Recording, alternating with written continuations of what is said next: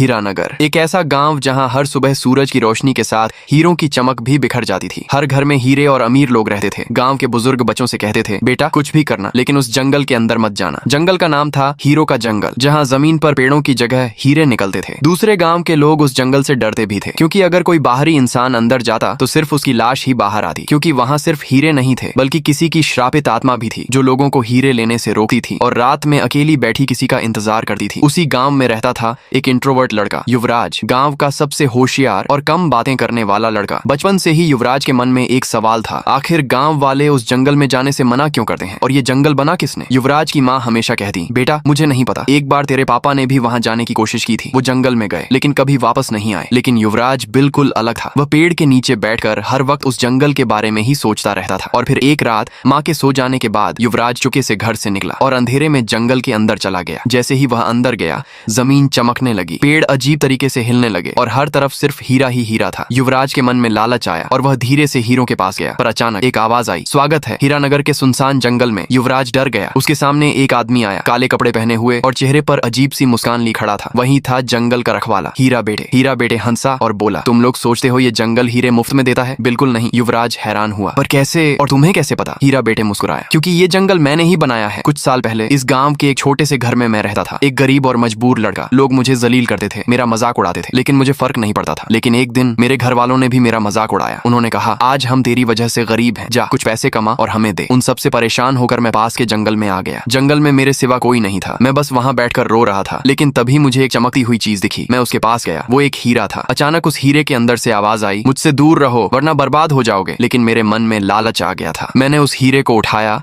और अपने साथ गांव ले आया। गांव का हर आदमी हैरान रह गया, अरे ये हीरा तुम्हें कहां से मिला? सारे लोग मुझसे अच्छे से बात करने लगे, मेरी तारीफ करने लगे। तब मुझे समझ आया, पैसे हों तो हर इंसान अच्छे से बात करता है। उस रात पहली बार मुझे सुकून की नींद आई। लेकिन जब मैं सो रहा था तभी वो हीरा मेरे पास आया और बोला, मैंने पहले ही कहा था मुझसे दूर रहो वरना बर्बाद हो जाओगे। अचानक कमरे में धुआं भर गया। जब धुआं हटा तो मैं उसी जंगल में था, लेकिन मेरा चेहरा बदल चुका था। वो हीरा मेरे सामने था। उसने कहा, आज से तुम इस जंगल के रखवाले हो और अब तुम इसी जंगल में रहोगे जब तक कोई तुम्हें आजाद न कर दे। उस दिन से मैं इसी जंगल में फंसा हुआ हूँ और हर दिन किसी का इंतजार कर रहा हूँ। उसकी बात सुनकर युवराज भावुक हो गया। युवराज ने कहा, मैं तुम्हें आजाद करूंगा। हीरा बेटे खुश हो गया। युवराज उस हीरे के पास गया और रोकर बोला, तुम इसे जाने दो और मुझे इस जंगल का राक्षस बना लो। युवराज की बात सुनकर जंगल में सन्नाटा छा गया। कुछ पल बाद वो हीरा धीरे से चमका और एक आवाज आई, बलिदान ही असली आजादी है। अचानक तेज रोशनी हुई और जब रोशनी गायब हुई, हीरा बेटे आजाद हो चुका था और युवराज उस जंगल का नया रखवाला बन गया। अब हर रात जंगल में एक नई आत्मा किसी का इंतजार करती है।